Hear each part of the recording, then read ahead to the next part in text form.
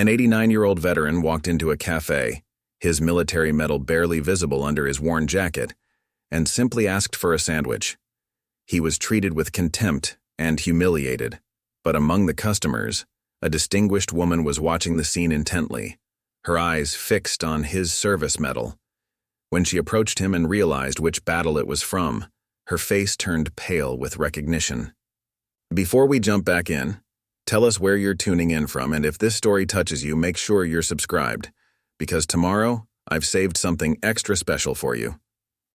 The gentle aroma of freshly brewed coffee filled the morning air at the Golden Cup Café, mingling with the quiet chatter of the breakfast crowd.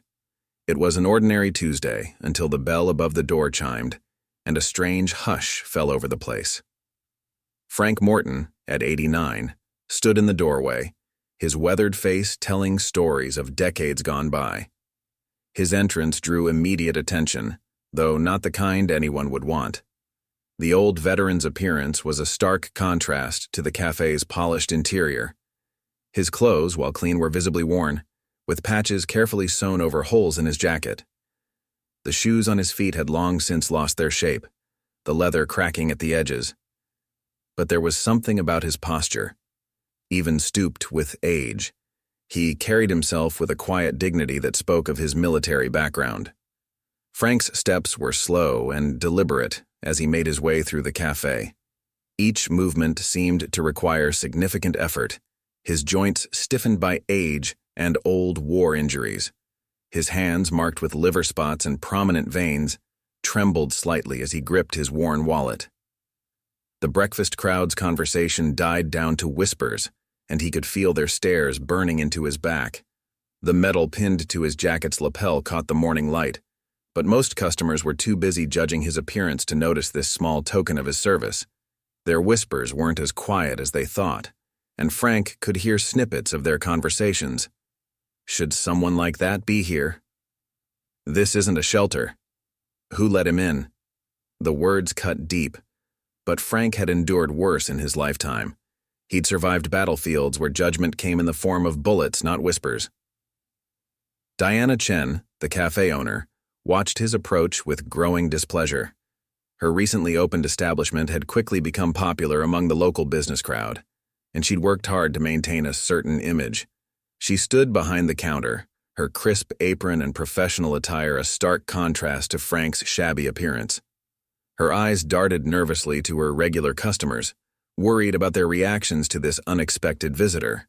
Frank finally reached the counter, his breath slightly labored from the short walk.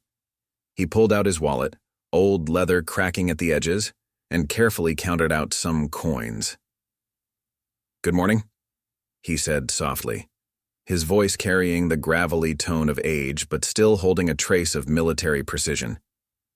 "Could I please have your cheapest sandwich?" His fingers shook as he arranged the coins on the counter, each one representing a small portion of his dwindling savings. Diana's expression hardened as she looked at the small pile of coins Frank had placed on the counter. Her eyes narrowed, darting between the money and his worn appearance.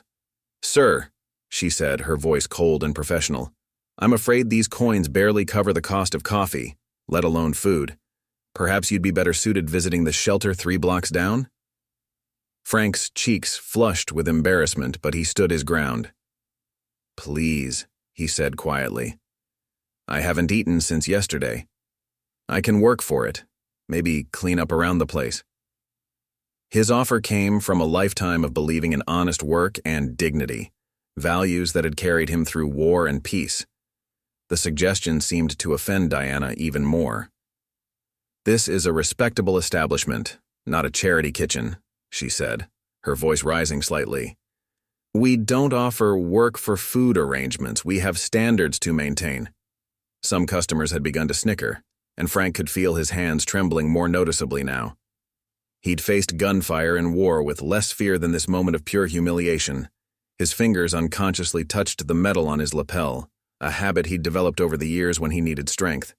The metal was warm under his touch, a reminder of sacrifices made and brothers lost. Among the morning crowd, one person watched this scene unfold with growing concern. Sarah Collins sat at her corner table, her coffee forgotten as she observed the interaction.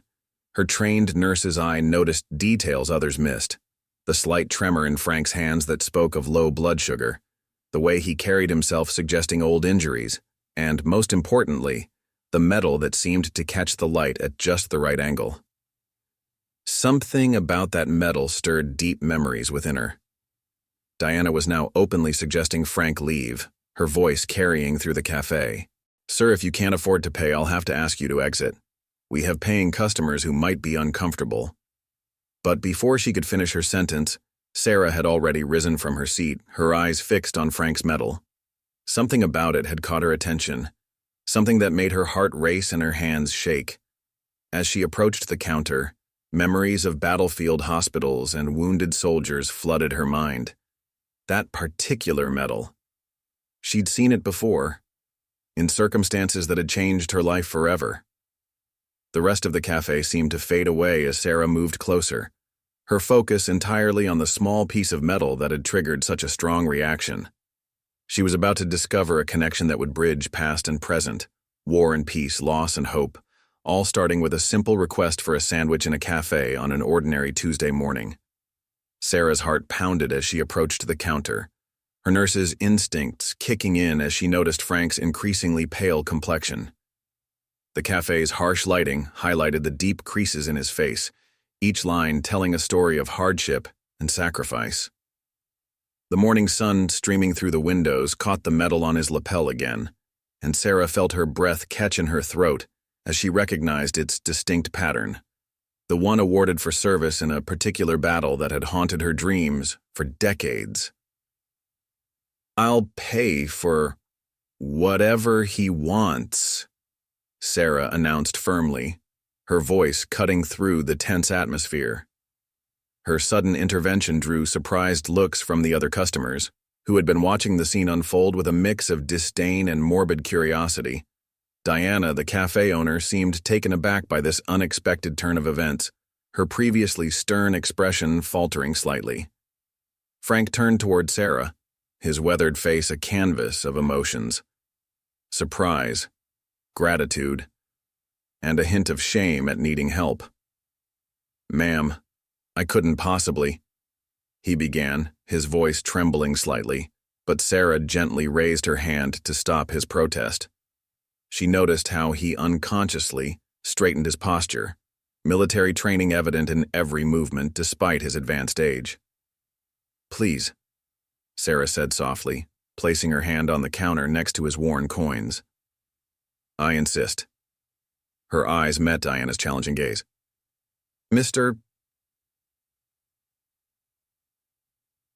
She paused, waiting for Frank to fill in his name.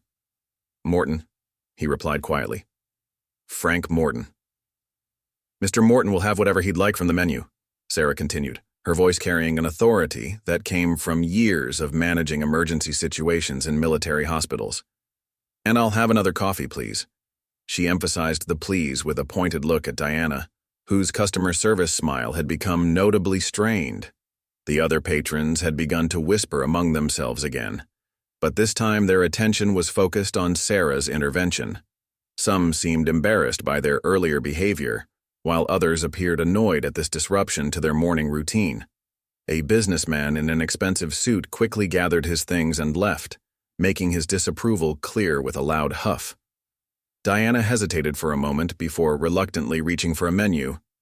"Very well," she said, her tone clipped. "What would you like, sir?" The last word seemed to stick in her throat, as if she were forcing herself to show respect she didn't feel was deserved. Frank's hands trembled slightly as he accepted the menu, and Sarah noticed how he squinted at the small print. Without drawing attention to his difficulty, she moved closer and quietly began reading the options aloud, as if she were simply making conversation. His grateful glance didn't escape her notice. "The club sandwich sounds good," Frank said finally, his voice stronger now that he had an ally beside him. "And perhaps a cup of coffee, if it's not too much trouble." The pride in his voice was evident, a proud man trying to maintain his dignity in a difficult situation. As Diana went to prepare the order, Sarah guided Frank to her corner table, noting how he moved with careful, measured steps, She could see the slight wince of pain with each movement, recognizing the signs of old injuries that never quite healed properly. The metal on his lapel caught the light again as he sat down, and Sarah felt her throat tighten with emotion. The other customers gradually returned to their own conversations, though occasional glances were still thrown their way. Sarah noticed how Frank kept his eyes downcast, his fingers absently tracing the edge of the table. The silence between them was heavy with unspoken words and shared understanding. "Thank you," Frank said finally, his voice barely above a whisper. "You didn't have to do that." Sarah smiled gently, her eyes drawn once again to the metal. "Actually, I think I did," she replied softly. "That metal."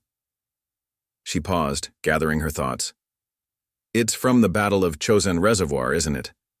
Preparing and narrating this story took us a lot of time, so if you are enjoying it, subscribe to our channel. It means a lot to us. Now back to the story. Frank's head snapped up, his eyes widening in surprise. Few people these days recognized that particular medal, let alone knew the battle it commemorated. "You know about Chosin?"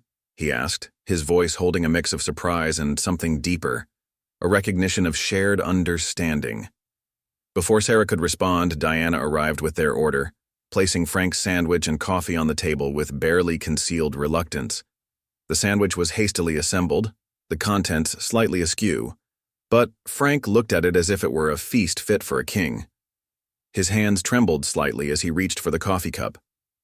Sarah watched him carefully, her trained eye noting signs of low blood sugar and exhaustion. She had seen these symptoms countless times during her years as a military nurse, but seeing them here, in this peaceful cafe on a sunny morning, stirred something deep within her. The metal gleamed softly in the morning light, a silent witness to untold stories of courage and sacrifice. As Frank took his first sip of coffee, Sarah prepared herself to ask the question that had been burning in her mind since she first spotted that metal. She knew the answer might open old wounds, but some connections were too important to ignore. The past was about to collide with the present in ways neither of them could have anticipated when they woke up that morning. "Yes, I know about Chosin," Sarah replied carefully, her voice dropping to a near whisper as memories flooded back. "I was a nurse at the mobile surgical hospital during that battle. We treated so many brave men." She paused, her fingers unconsciously gripping her coffee cup tighter. The cold was worse than the enemy sometimes. So many frostbite cases, so many young men who'd never feel their fingers properly again. Frank's sandwich remained untouched as he stared at Sarah, with "Inofrander, Ananti Nador Santer, Mertiatrist," and his aged eyes seemed to light up with recognition, as if seeing her in a different time, a different place. "You were there?" he asked, his voice thick with emotion. "At the Chosin Reservoir?" His trembling hand steadied slightly as he leaned forward, decades melting away in an instant. Sarah nodded, her professional composure momentarily cracking as she remembered the endless stream of wounded soldiers, the biting cold that seemed to freeze her very bones, and the constant sound of distant artillery. "I was with the 1st Marine Medical Battalion," she explained. "We worked around the clock, trying to save as many as we could. The Chinese were everywhere, but our boys." Her voice caught slightly. "Our boys never gave up." The cafe around them seemed to fade away as they shared this moment of connection. Even Diana, who had been hovering nearby trying to listen while pretending to clean tables, found herself drawn into their conversation despite her earlier hostility. The morning sunlight streaming through the windows cast long shadows across their table, as if creating a private space for their shared memories. "I remember the medical unit," Frank said softly, his weathered face showing a mix of pain and reverence. "You angels in white, working in those freezing tents. I was there with Fox Company, 7th Marines.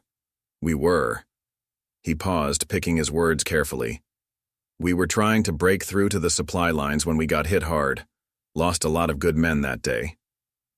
Sarah's breath caught in her throat. "Fox Company?" She whispered, her hand unconsciously reaching for the small locket she wore beneath her blouse. "Were you there on November 27th? The night of the big Chinese offensive? Her heart was racing now, memories she'd kept locked away for decades threatening to burst free. Frank's face paled slightly, and his hands began to tremble again, but not from weakness this time. "Yes, ma'am. I was there. That was the night." He swallowed hard. "That was the night we lost Lieutenant Morton, my grandson's namesake, my son Michael's father. He led a charge to protect the medical unit when the Chinese broke through. Saved a lot of lives, including a young nurse who was treating a wounded Marine when the attack came," Sarah finished, her voice barely audible. She pulled out her locket with shaking hands and opened it, revealing a faded photograph of a young Marine in dress uniform. "Lieutenant James Morton. He threw himself on a grenade that landed near my medical station. He saved my life, and the lives of 3 wounded men I was treating." The cafe had grown eerily quiet, other customers now openly watching their interaction. Diana had stopped pretending to clean, standing frozen with a rag in her hand, her earlier disdain replaced by a look of uncomfortable realization. "You're her," Frank whispered, tears forming in his eyes. "You're the nurse my son Michael spent years trying to find. He wanted to thank you for being with his father in his final moments, for writing that letter to our family." His hands were shaking so badly now that Sarah reached across the table to steady them with her own. "Your son tried to find me?" Sarah asked, her professional composure completely broken now. I left the service shortly after Chosen. The memories were too much. I got married, changed my name. I've carried James's memory with me every day since then, trying to honor his sacrifice by helping others." Frank nodded slowly, understanding filling his tired eyes. "Michael never gave up hoping to find you. He wanted to tell you that your letter brought our family peace, knowing James didn't die alone, that his sacrifice meant something. Michael passed away last year, but his son, my grandson James, named after his grandfather, he serves now too. A 3rd generation of Morton men in uniform." Sarah wiped away tears she hadn't realized were falling.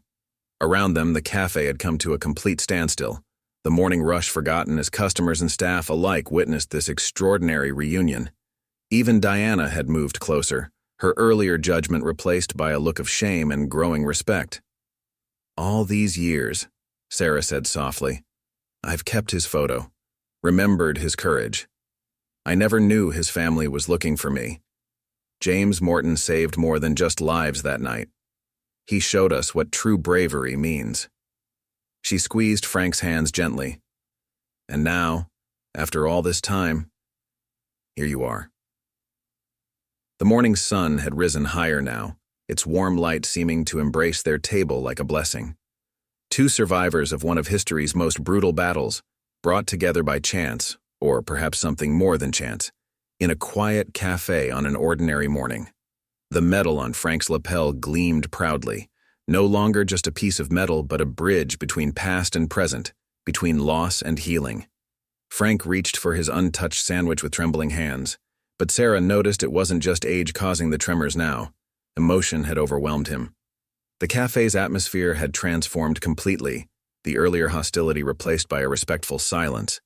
Even those customers who had sneered at Frank earlier were now watching with evident shame, their half-finished breakfasts forgotten on their tables. "Please eat something," Sarah encouraged gently, her nurse's instincts still sharp after all these years. "You need your strength." She watched as Frank took a small bite, noticing how he tried to maintain his dignity despite his obvious hunger. Diana, the cafe owner, had drifted closer to their table, her earlier coldness thawing as she listened to their conversation. "I never thought I'd find any connection to James again," Frank said softly between careful bites. "These past few months have been—" He paused, struggling to find the words. "My Eleanor, my wife, she's in the hospital. Cancer. The medical bills." His voice trailed off, but the rest of the story was clear in his worn clothes and counted coins. Sarah's heart clenched at this revelation. Is that why you're here alone today? She asked carefully, her professional experience helping her maintain composure despite her emotional turmoil. Frank nodded, his eyes downcast. Eleanor insisted I get something to eat. Said she wouldn't take her medicine until I promised to have a proper meal. A ghost of a smile crossed his weathered face. Still giving orders, my Eleanor, even from her hospital bed. But with the bills.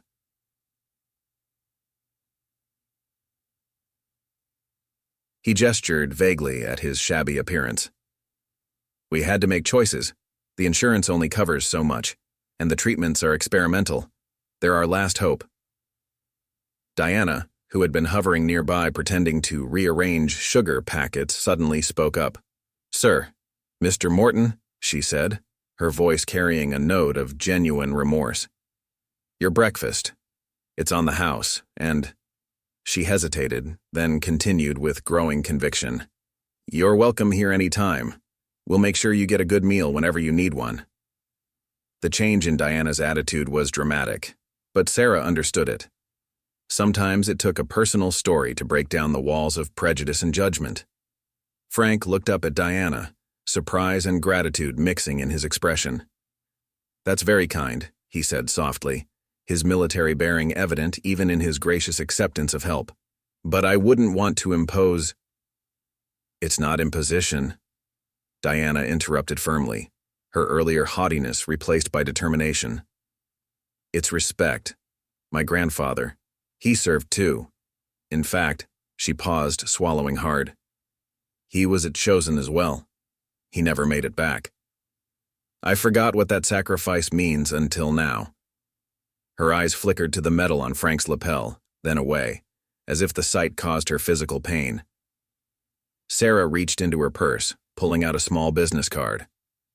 Frank, she said gently, I work at the Veterans Support Center now. We have resources, people who can help with Eleanor's medical bills. There are programs specifically for veterans of Korea. She placed the card on the table between them.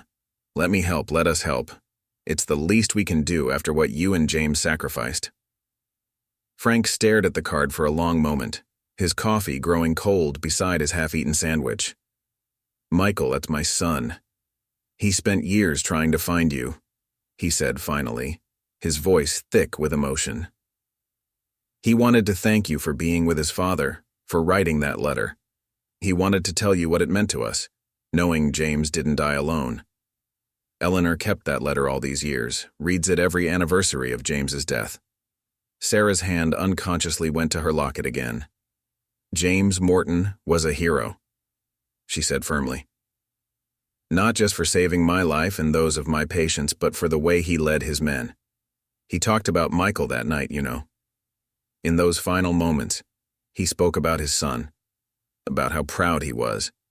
He made me promise to write to you all to tell you he wasn't afraid at the end, that he knew what he was doing when Her voice caught, and she had to take a moment before continuing. When he made his choice.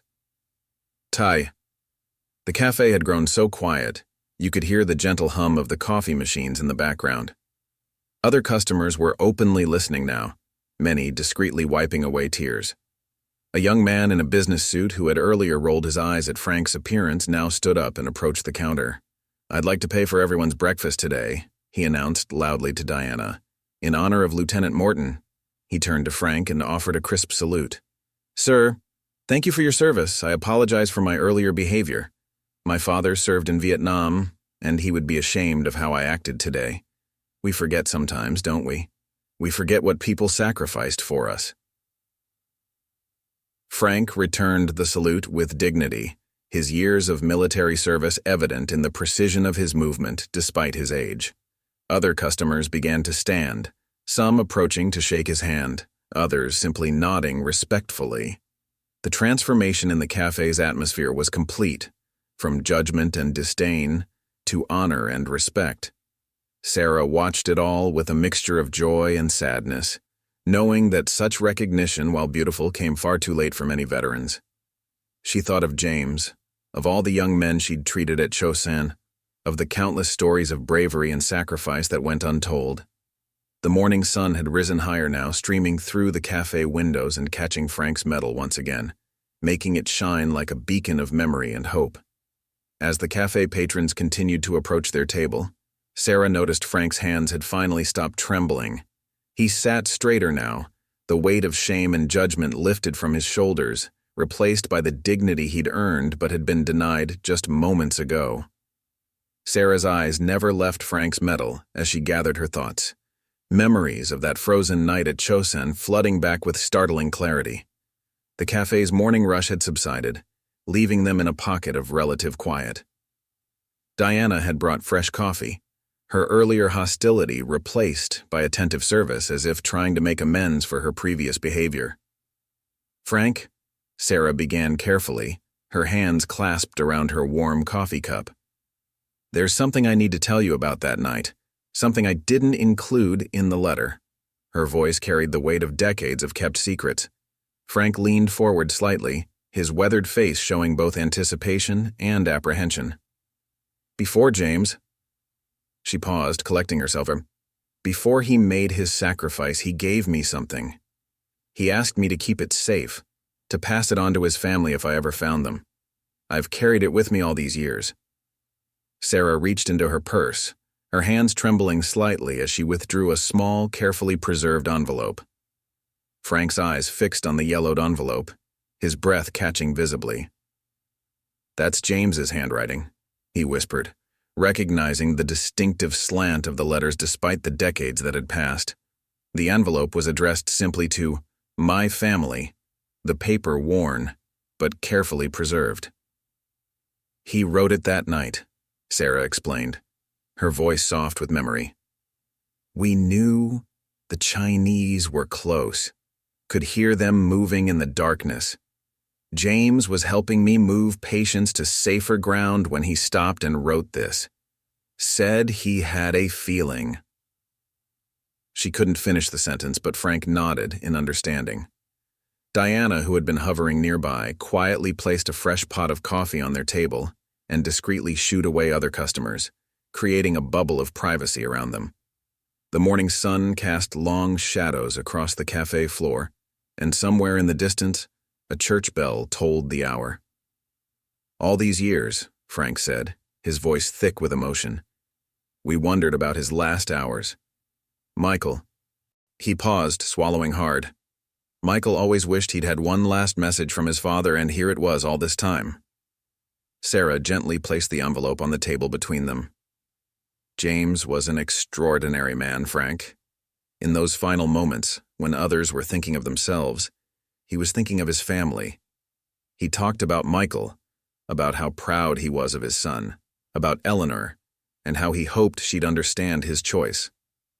Frank's hands shook as he reached for the envelope, then stopped, drawing back slightly. "I'm not sure I can," he began, his voice breaking. Sarah understood immediately. Some doors, once opened, could never be closed again. "Would you like me to read it?" she offered, gently. Frank nodded, gratitude evident in his eyes. Sarah carefully opened the envelope, handling the aged paper with reverence. The letter inside was written in pencil, the words still clear despite the passing years. "My dearest family," Sarah began reading, her voice steady despite the emotion tightening her throat.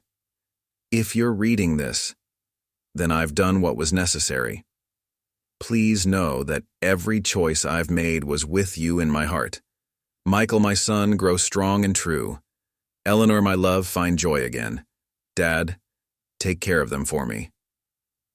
Frank's tears fell freely now, but he made no move to wipe them away. Other cafe patrons, sensing the gravity of the moment, maintained a respectful distance. Diana had stopped pretending to clean nearby tables and stood quietly by the counter, her own eyes glistening. "The night is cold," Sarah continued reading, "but my heart is warm with thoughts of home. The men here are brave beyond measure. The nurses angels in white. If I don't make it back, know that I fell among heroes, doing what needed to be done. I have no regrets, except leaving you too soon." She paused, taking a breath before continuing. Michael, remember what I taught you about honor and duty. But remember, too, that life is for living. Eleanor, don't let grief shadow our love. Let it light your way forward. Dad, you taught me what it means to be a man, now teach Michael. The letter continued, but Sarah had to pause as her own emotions threatened to overwhelm her. Frank sat perfectly still, his military bearing evident even in his grief. The medal on his lapel caught the morning light, a silent witness to both past and present pain. There's more, Sarah said softly, once she had composed herself. He wrote about his hopes for Michael's future, about the family he dreamed you'd all have. Even then, facing what he must have known was coming, he was thinking of future generations. Frank finally spoke, his voice barely above a whisper. James always did put others first. Even as a boy, he'd give away his lunch if he saw someone hungry. Eleanor used to say he had too big a heart for his own good. He smiled sadly. She was right, wasn't she? Sarah carefully refolded the letter, but didn't return it to the envelope. There's something else in here, she said, tipping the envelope gently. A small, tarnished key fell onto the table between them, its brass surface dulled by time but still intact. Frank stared at the small key as if it were a ghost materialized from the past. His weathered hands hovered over it, afraid to touch this tangible piece of his son's final moments. The morning light streaming through the cafe windows seemed to make the tarnished brass glow with an almost ethereal quality. A key? He whispered, his voice heavy with question. Sarah nodded slowly, her own eyes fixed on the small object that had rested in that envelope for decades, waiting for this moment. James mentioned it that night, she explained, her voice soft with memory. He said there was a safety deposit box at the National Bank downtown. He wanted to make sure his family would have access to it. If. She paused, gathering herself. If he didn't make it back. He never told me what was inside, only that it was important. Diana, who had been maintaining a respectful distance, approached their table with fresh coffee. Her earlier superiority had completely vanished, replaced by a genuine desire to help. Mr. Morton, she said gently, my car is outside. I can drive you to the bank if you'd like. It's the least I can do. Frank looked up at her, surprise evident in his tired eyes. That's very kind, but I should get back to Eleanor at the hospital. She'll be worried. His voice trailed off, torn between duty to his wife and the pull of this unexpected connection to his past. Sarah reached across the table, gently laying her hand on Frank's arm. I think Eleanor would want you to do this, she said softly. We can call the hospital. Let her know what's happening. This might be important, Frank. James thought it was worth protecting even in those final moments. A young businessman who had been quietly listening nearby stepped forward. Sir, I'm a lawyer, he offered. I'd be happy to accompany you to the bank, help with any paperwork they might require. These old accounts sometimes need legal assistance to access. Frank looked around at these strangers who had become allies in the span of a morning, his eyes misting over. I never expected. He began, then had to stop to compose himself. Thank you. All of you. Diana quickly arranged for another server to cover her shift, while Sarah gathered her things and helped Frank to his feet. His movements were stiff, the morning's emotional toll adding to his physical challenges. The lawyer, who introduced himself as David Chen, quickly called his office to reschedule his morning meetings. The National Bank is still there, David explained as they made their way to Diana's car. It's one of the oldest buildings downtown. They've maintained their original vault and safety deposit boxes. If James stored something there during the war, it should still be exactly as he left it. The drive downtown was quiet, each person lost in their own thoughts. Frank held the key tightly in his hand, as if afraid it might disappear if he loosened his grip. Sarah noticed how his thumb repeatedly traced the small number engraved on its surface. 1127. November 27th, Frank said suddenly, breaking the silence. The day he He didn't need to finish the sentence. Sarah nodded, understanding the significance. James had chosen that number deliberately, ensuring his family would recognize its importance. The National Bank's imposing stone facade hadn't changed much since the 1950s. Its marble columns and brass doors spoke of permanence and security, a fortress protecting the memories and treasures of generations. As they entered the cool, quiet interior, their footsteps echoed on the polished floor. The bank manager, a dignified woman named Mrs. Thompson, listened to their story with growing interest. "We still have all the original boxes," she confirmed, checking her computer. "Box 1127 has never been accessed since it was rented in 1950. The rent was paid in advance for 99 years. Frank's hand trembled as he presented the key. James thought ahead, he said softly. Even then, he was planning for the future.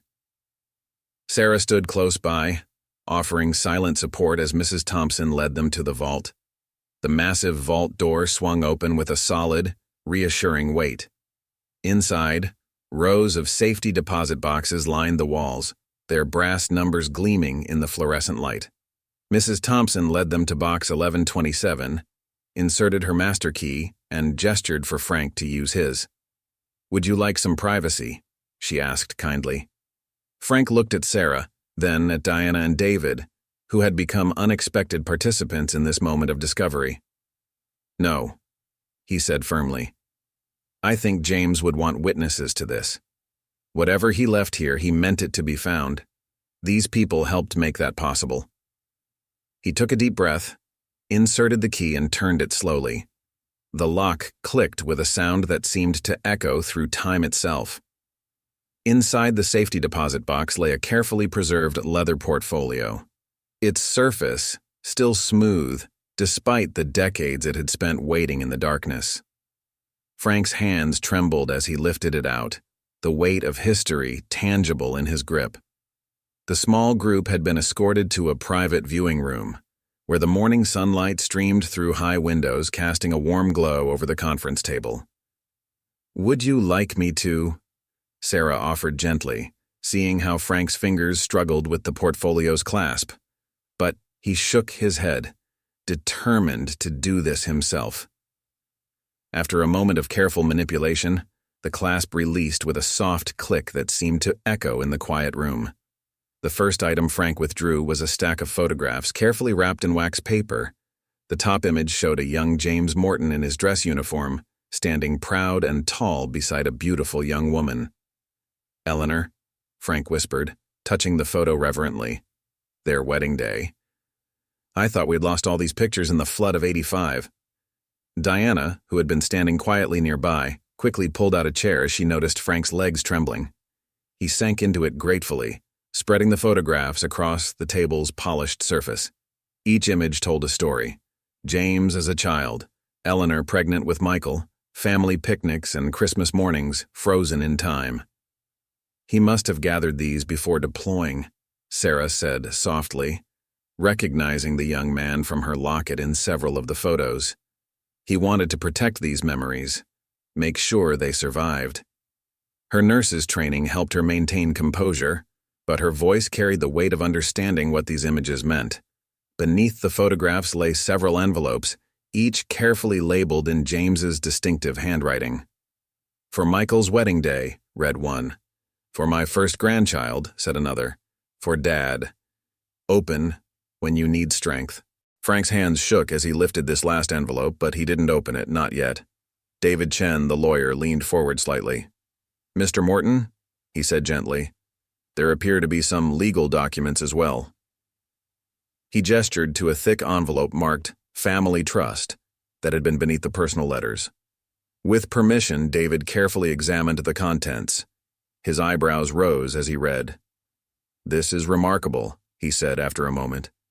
"Lieutenant Morton established a trust fund before his deployment. He invested in several companies that were just starting then: IBM, Coca-Cola, General Electric. The terms specified that the fund couldn't be accessed until either his safe return or confirmation of his death in combat, followed by a 50-year maturation period." 50 years? Frank asked, his voice barely a whisper.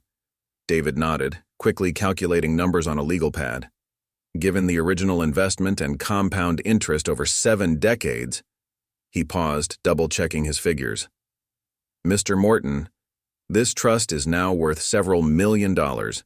Your son provided for his family's future, even knowing he might not be part of it. Sarah reached for Frank's hand as she saw him sway slightly in his chair. He was always thinking ahead, she said softly.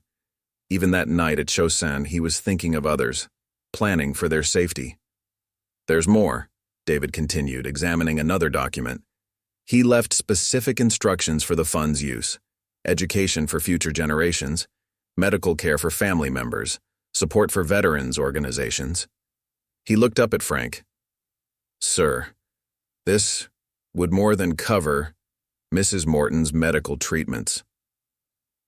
Frank sat in stunned silence, tears rolling freely down his weathered cheeks. Diana quietly handed him a handkerchief, her own eyes glistening. The morning sun had climbed higher, its rays catching the brass fixtures in the room and creating halos of light that seemed almost divine. At the bottom of the portfolio lay one final envelope, simply marked, "The Night at Chosin." Sarah recognized James's hurried battlefield handwriting, different from his careful script on the other documents. Frank looked at her questioningly, and she nodded encouragement. Inside was a single page, written in pencil on military stationery. "Dear family," it began. "If you're reading this, then something I've long suspected has happened. Nurse Sarah found you, or you found her. The night is cold, and we can hear the enemy approaching. But I want you to know that whatever happens, I made my choices freely and with a clear heart." Frank's voice broke as he read aloud, but he continued with military determination. "I've arranged everything I could think of to protect and provide for you. The trust fund, the letters, the memories, they're my way of being there even if I couldn't be there in person. Dad, if you're reading this, remember what you taught me. A Morton never breaks. We just bend and grow stronger." Sarah squeezed Frank's hand as he paused to compose himself. The room was utterly silent, except for the soft hum of the bank's air conditioning and the distant sounds of the city outside. In that moment, past and present seemed to merge, as if James's spirit had bridged the decades to be with them. The letter continued, Frank's voice growing stronger as he read his son's final message. "I've had a feeling these past few days," James had written, "that something big is coming. The Chinese are moving in the mountains, and we all know what that means. But I want you to know that whatever happens, I'm at peace with my duty. Sarah, if you're there, thank you for being the angel of mercy in our darkest hour." David Chen had quietly begun organizing the trust documents, his legal training kicking in despite his obvious emotional investment in the moment. "Mr. Morton," he said gently, "I can begin the process of accessing the trust funds immediately for Mrs. Morton's medical treatments." "Eleanor," Frank said suddenly, looking up from the letter, "she needs to see this. All of this." He glanced at Sarah, his eyes pleading. Would you come with me to the hospital?" She always wanted to meet the nurse who was with James. And now with these photos, these letters. Sarah didn't hesitate. "Of course," she replied softly. "I'd be honored." She turned to Diana, who had been a quiet but supportive presence throughout the morning. "Could you drive us? I don't think either of us is in any condition to handle a car right now." Diana nodded immediately. "My cafe can manage without me for a few more hours. This is more important." Her earlier prejudices seemed a lifetime away now, transformed by the power of understanding and shared humanity. As they carefully repacked the portfolio, Frank's hands lingered on one particular photograph, James in his dress uniform, standing proudly beside his young son Michael. "He wanted so much for Michael," Frank said quietly.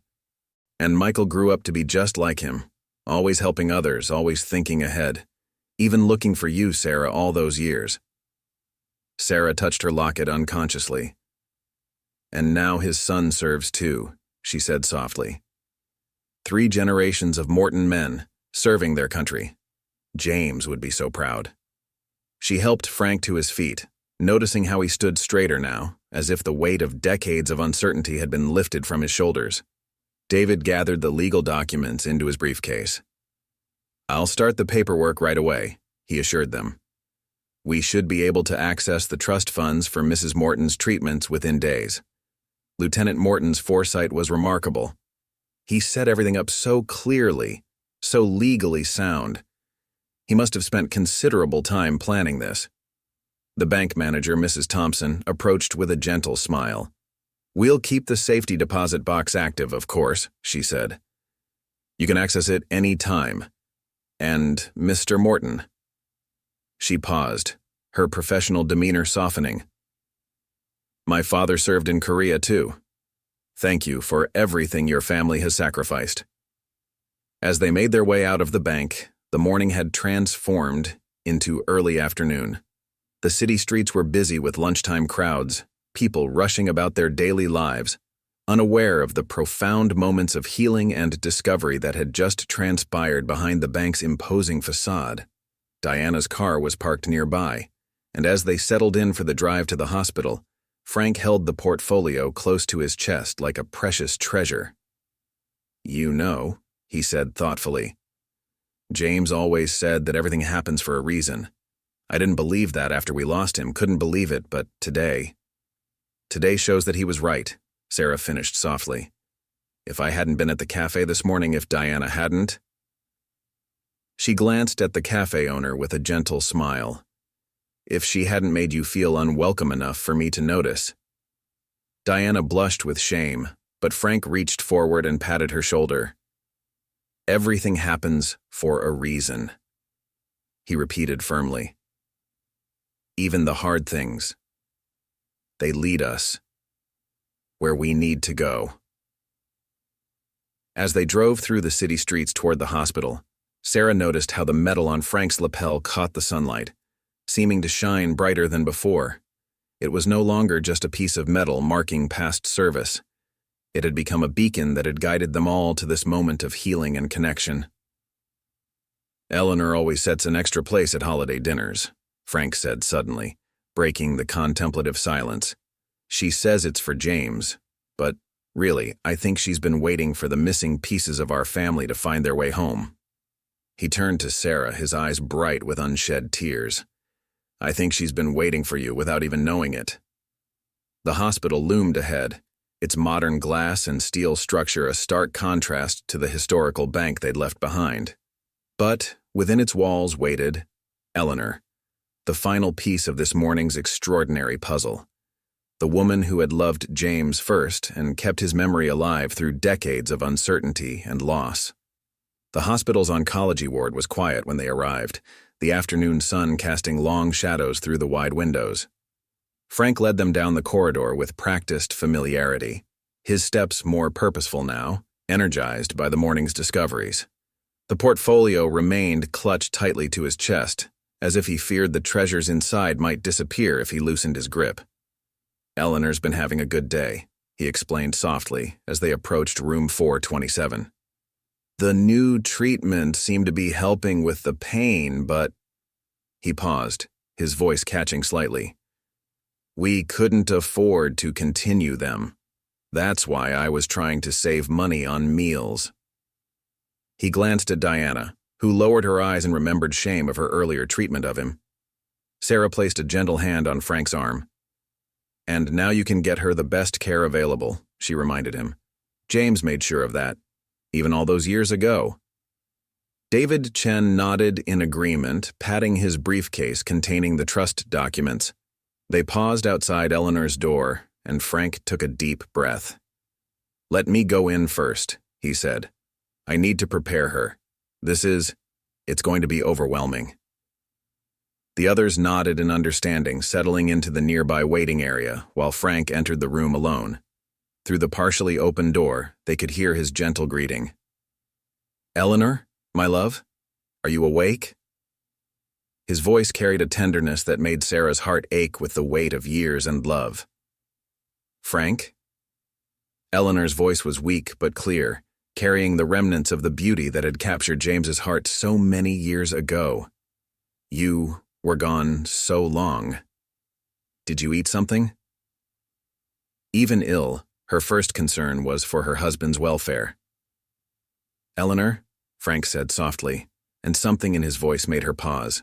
Something extraordinary has happened. Do you remember the nurse, the one who was with James that night at Chosen? The one who wrote us the letter?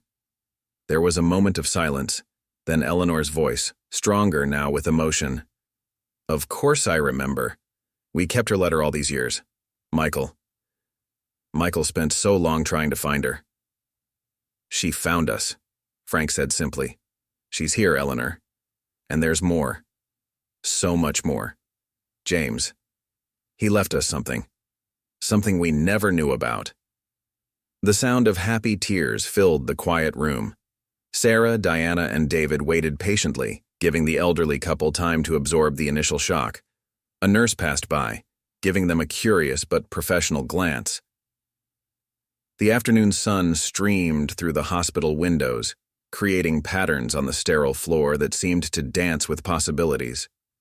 Finally, Frank appeared at the door, his eyes bright with tears, but his face glowing. She's ready, he said softly. Sarah, she wants to meet you first. Sarah nodded, standing slowly, her own emotions threatening to overwhelm her professional composure. Eleanor Morton lay in the hospital bed, her slight frame almost lost among the medical equipment, but her eyes were bright and alert. Despite the ravages of cancer and chemotherapy, she maintained an elegance that spoke of inner strength. When she saw Sarah, her hands flew to her mouth in surprise. You're so much like James described you, Eleanor whispered. In his last letter, he called you his angel in white. Sarah moved to the bedside, gently taking Eleanor's frail hand in hers. I've carried his memory with me every day, Sarah said softly, touching her locket. He spoke of you at the end, of his love for you and Michael, his pride in his family. She opened the locket, showing Eleanor the photograph she'd kept safe for so many years. Eleanor touched the small photo with trembling fingers. He was so handsome in his uniform, she said, her voice thick with memory. So proud, so determined to do his duty. I never blamed him for his choice, you know. It hurt, oh how it hurt, but I understood. He couldn't have been the man I loved if he'd done anything else. Frank approached with the portfolio, setting it gently on Eleanor's lap. James left us something, my love, he explained softly. Letters, photographs we thought were lost, and... He glanced at David, who stepped forward with the trust documents. A future, David continued professionally, but with genuine warmth. Mrs. Morton, your husband's medical expenses won't be a concern anymore. Lieutenant Morton made sure of that even before he deployed. He thought of everything. Eleanor's eyes filled with tears as Frank began showing her the photographs, each one triggering memories and stories. Diana stood quietly by the door, witnessing this family's healing moment, understanding now the true cost of her earlier prejudices and the power of compassion to transform lives. The afternoon light continued to shift, casting a warm glow over this extraordinary reunion. In that hospital room, past and present merged, pain transformed into healing, and James Morton's final gift to his family was finally revealed, not just the financial security he'd planned, but the completion of a circle of love and remembrance that had waited decades to be closed. These pictures, Eleanor whispered, her fingers tracing the outline of James's face in a Christmas photo. We lost so many in the flood. I always told Michael stories about these moments, trying to keep the memories alive, but to actually see them again. Her voice broke with emotion as she carefully turned to another photograph. Sarah sat beside the hospital bed, while Frank occupied the chair on the other side, the portfolio open between them on Eleanor's blanket-covered lap.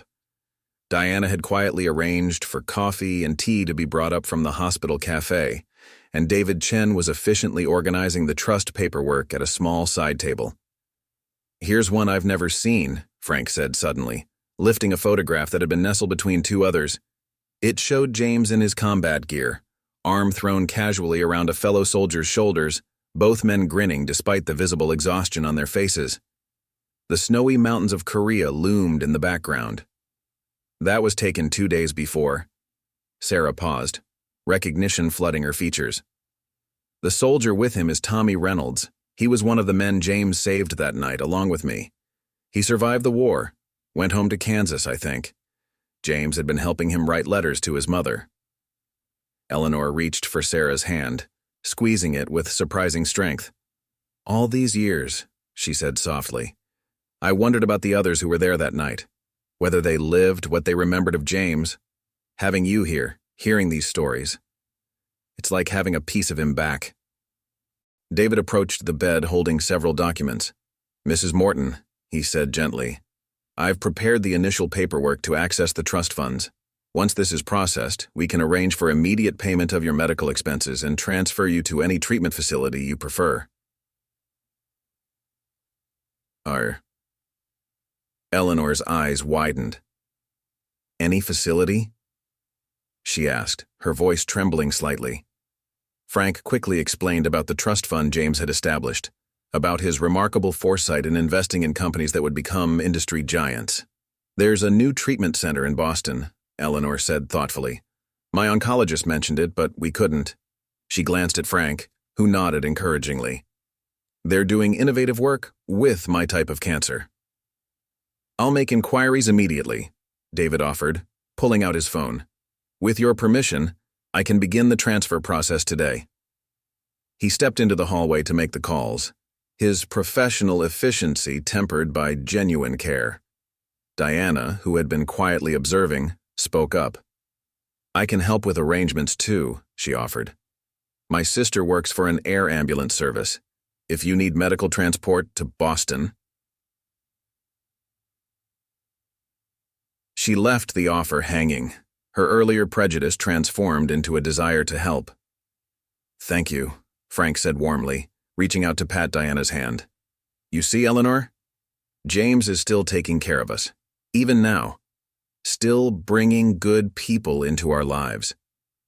Sarah opened her locket again, looking at the young James Morton who smiled up at her. "He had such faith," she said softly. "Even that last night, when everything was chaos and fear, he believed in the future, believed in people's inherent goodness." Eleanor nodded, touching another photograph, this one of James holding baby Michael. "He always did," she agreed. "It's what drew me to him in the first place. That unshakable belief that everything happens for a reason, that good will triumph if we just hold on to our humanity." A nurse entered to check Eleanor's vital signs, smiling at the photographs spread across the bed. "It's wonderful to see you all together," she said as she worked. "Mrs. Morton has been so much brighter today." She adjusted an IV line with practiced efficiency. "The doctor will be doing rounds soon if you'd like to discuss transfer options." David returned, his face satisfied. "The treatment center in Boston has an opening," he announced. "Once we process the trust fund access, which should take no more than 48 hours, they can accept Mrs. Morton immediately. Their success rates with this particular treatment protocol are extremely promising." Eleanor's eyes filled with tears again, but they were tears of hope rather than sadness. "James," she whispered, touching one of the photographs. "Still my hero, after all these years. Still fighting for us." Sarah reached into her purse and pulled out a small, wrapped package. "I have something else," she said softly. "I've carried this all these years, never knowing if I'd find you." She carefully unwrapped the package, revealing a slightly tarnished set of dog tags. "The nurses were supposed to collect these," she explained, her voice thick with memory. "But James, he asked me to keep them safe, to return them to his family if I could. I've had them all this time, waiting for this moment." Frank's hands shook as he accepted the dog tags, the metal warm from being carried close to Sarah's heart for so many years. Eleanor touched them gently, her fingers tracing the embossed letters of her husband's name. The afternoon sun had begun to slant more sharply through the hospital windows, creating a golden glow that seemed to embrace them all.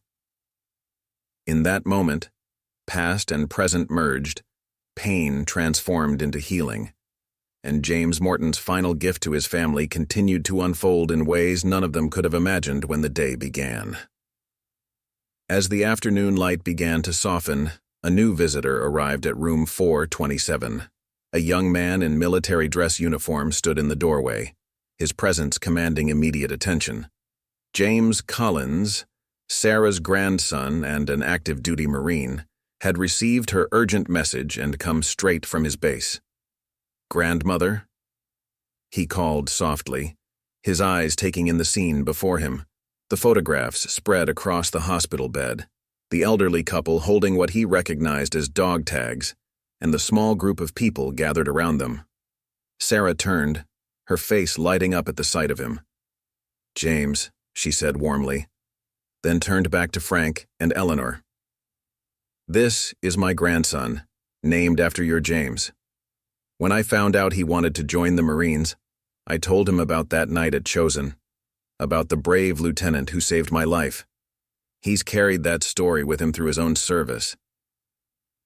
Young James approached the bed, his posture perfect as he offered a crisp salute to Frank.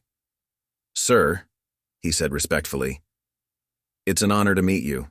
My grandmother has told me so much about Lieutenant Morton. His story inspired me to serve." Eleanor reached out a trembling hand to the young Marine. "You look so much like him," she whispered, glancing between James Collins and a photograph of her late husband. "The same determination in your eyes." The young man gently took her frail hand in his own. Frank held up the dog tags, letting them catch the light. "Your grandmother kept these safe for over 70 years, he said, his voice thick with emotion. "Carried them with her every day, hoping to return them to us. That kind of dedication, that kind of honor, it's what being a Marine is all about." David Chen, who had been quietly working on paperwork, approached with several documents. "Everything's arranged," he announced. "The medical transport to Boston is scheduled for tomorrow morning, and the trust fund will be accessible by then. Mrs. Morton, you'll have access to the best care available." Diana, who had remained a supportive presence throughout the afternoon, spoke up. "I've arranged for meals to be delivered to your home, Mr. Morton. You'll need to keep your strength up during all these changes. And, of course, you're always welcome at my cafe, as an honored guest." Young James listened to these developments with interest, then turned to his grandmother. "The unit's having a ceremony next week," he said, "honoring Korean War veterans. Would you consider coming, Mr. Morton, as our guest of honor? We'd be privileged to have you there." Frank straightened in his chair, military bearing returning despite his age. "I'd be honored, son, but only if your grandmother agrees to come too. After all, she's as much a part of this story as any of us." Sarah touched her locket reflexively. "We'll both come," she said softly. It's time these stories were told, these sacrifices remembered. Eleanor watched this exchange with bright eyes, her earlier fatigue seemingly forgotten in the excitement of the moment. "And I'll be there too," she declared. "The doctors in Boston say the new treatment has excellent response rates. I intend to fight this cancer with everything I have, just like James would have wanted." David looked up from his paperwork. "The trust fund has provisions for travel expenses too," he noted. Lieutenant Morton thought of everything. He wanted his family to be able to participate fully in life, not just survive. Young James stood at attention, his presence adding a formal weight to the moment. "Lieutenant Morton's sacrifice won't be forgotten, sir," he said to Frank. "We tell his story at the base, how one man's courage saved not just lives that night, but inspired generations to follow." Diana, who had been quiet for a while, suddenly spoke up. "I like to do something too," she said. "At my cafe, I want to create a wall of honor, photographs and stories of local veterans. Would you allow me to include Lieutenant Morton's story, to help others understand the true cost of freedom?" Frank nodded, unable to speak for a moment. Eleanor reached for his hand, squeezing it gently. The afternoon sun had begun to cast long shadows across the hospital room, But the atmosphere was anything but somber. There was a sense of renewal, of hope, of connections restored and strengthened. Sarah watched as her grandson engaged Frank in conversation about military life, past and present. The young Marine's presence seemed to energize the elderly veteran, bringing forth stories and memories that had long been buried. Eleanor listened with shining eyes, occasionally adding details from letters she'd preserved over the decades. The dog tags glinted in the fading light, no longer just a piece of metal but a bridge between past and present, between loss and recovery, between sacrifice and honor. In that hospital room, surrounded by photographs and memories, the legacy of James Morton lived on, not just in trust funds and legal documents, but in the hearts and actions of those he'd left behind. 3 months later, the Golden Cup Café had been transformed. Where once cold modernism had dominated, warmth and history now filled the space. Diana had created the promised Wall of Honor, with Lieutenant James Morton's story and photograph taking central place. The morning sun streamed through the windows, catching the frame of his military portrait, making his medal shine just as it had on Frank's lapel that fateful day. Frank and Eleanor Morton sat at what had become their regular table, now marked with a small brass plaque reading "Reserved for our heroes." Eleanor, though still frail, sat straight and proud, the successful treatments in Boston having given her a new lease on life. The experimental therapy, made possible by James's foresight, had shown remarkable results. Sarah joined them every morning now, their shared coffee sessions becoming a cherished ritual. Today was special, though. They were celebrating young James Collins's promotion to lieutenant. The symmetry of the moment wasn't lost on any of them. Another James, another lieutenant, another generation carrying forward the legacy of service and sacrifice. "The ceremony yesterday was beautiful," Eleanor said, carefully arranging the fresh photographs they'd taken at the base. Seeing all those young Marines, hearing them tell James's story. She touched one of the new pictures, showing Frank in his veteran's cap, receiving a formal salute from a line of Marines. Diana approached their table, carrying a tray with their usual orders. She insisted on serving them personally now. "The wall's been getting a lot of attention," she reported proudly. "Other veterans have started bringing in their photographs and stories. It's becoming a real memorial." "James would have loved that," Frank said softly, glancing at the wall where his son's smile watched over the cafe. "He always said that the stories needed to be told, that we couldn't let people forget." He reached for Eleanor's hand, squeezing it gently. "The treatment center in Boston wants to name a research wing after him." Sarah opened her locket, she still wore it every day, and looked at the young lieutenant's photograph inside. "He's helping people even now," she said. "The trust fund isn't just paying for Eleanor's treatment anymore. David set up a foundation to help other veterans' families access experimental treatments." Young James, who had stopped by before heading to the base, stood tall in his uniform. "The new recruits ask about the photograph every time they visit the cafe," he said. "They want to know about Chosen, about Lieutenant Morton. It's becoming part of their training, learning about the kind of courage and foresight it takes to be a real leader." Diana set down a special plate of pastries, Eleanor's favorite, and pulled up a chair. The cafe owner had become part of their extended family over the past months, her initial prejudices transformed into deep respect and genuine affection. "We're starting a scholarship program too," she announced. "For veterans' children. The cafe's doing well enough now that we can give back to the community." Frank nodded approvingly, his eyes misting slightly. "Community," he repeated softly. "That's what James fought for, what he believed in. Not just defending our country, but building something worth defending." He looked around the cafe, at the mix of veterans and civilians sharing stories over coffee, at the Wall of Honor with its growing collection of photographs and memories. The trust fund was just the beginning, David Chen added, arriving for his regular morning meeting with the foundation board, which now included all of them. Lieutenant Morton's investments didn't just grow financially, they grew into something larger, a legacy of helping others, of bringing people together. Sarah touched her locket again, a gesture that had become familiar to all of them. "That day when I saw Frank standing at the counter," she began, her voice soft with memory. "I never imagined where it would lead, how many lives would be touched." Eleanor smiled, her face glowing with restored health. "James always said everything happens for a reason," she reminded them. "Even the hard things, the painful things, they're part of a larger story." She looked at young James in his lieutenant's uniform, at the Wall of Honor, at the bustling cafe filled with understanding and respect instead of judgment. Frank stood slowly, raising his coffee cup in a toast. The other cafe patrons, recognizing the gesture, fell quiet. "To Lieutenant James Morton," he said clearly, his voice carrying through the morning air. "To sacrifice and service, to foresight and faith, to the power of love to reach across decades and bring healing to generations." "To Lieutenant Morton," the cafe echoed, cups raised in tribute.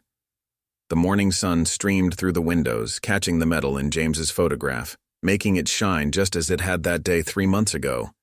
But now, it wasn't just a piece of metal marking past service. It had become a beacon of hope, a symbol of the extraordinary ways that one person's courage and compassion could ripple through time, touching lives and inspiring hearts long after they were gone. In the Golden Cup Café, surrounded by family both old and new, the legacy of James Morton lived on, in stories shared, in lives touched, in healing offered, and in the endless possibilities that open up when people choose to see past appearances to the heart of what truly matters. Up next, you've got 2 more standout stories right on your screen. If this one hit the mark, you won't want to pass these up. Just click and check them out. And don't forget to subscribe and turn on the notification bell so you don't miss any upload from us.